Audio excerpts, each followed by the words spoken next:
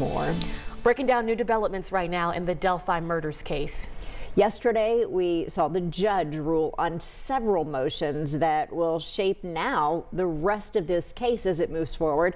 Samantha Johnson was inside that courtroom yesterday. It has all unfolded, and she joins us from the newsroom with the very latest. Good morning, Sam. Good morning to you. So there was quite a bit of tension in the courtroom yesterday, especially between the judge and Richard Allen's attorneys. Of course, you'll remember at one point, both of them tried to have the other removed from this case. And most of the discussion yesterday was whether the defense should be held in contempt of court.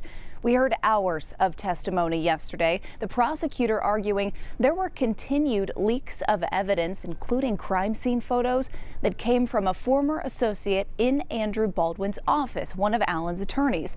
But the defense says Baldwin didn't know that leak was happening, and therefore it can't be, quote, willful. Allen's other attorney, Brad Rosie, also testified, saying he learned about that leak and then reported it to the state and the judge. So now Allen's attorneys have one more week to file any extra information on this motion. Then the state has a week to respond, and then the judge has 30 days to decide whether to hold the defense in contempt. That timeline, by the way, lands us about 2 weeks before the start of Richard Allen's jury trial, which is still scheduled to begin on May 13th. Sounds like it's cutting it close. I know you've been inside of the courtroom for all of the public hearings so far.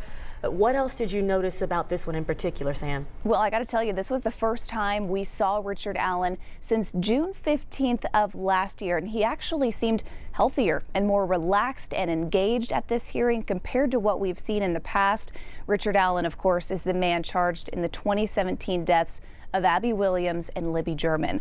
So we will talk about some new charges filed in this case more than 7 years after their deaths. That's still ahead at 6:30.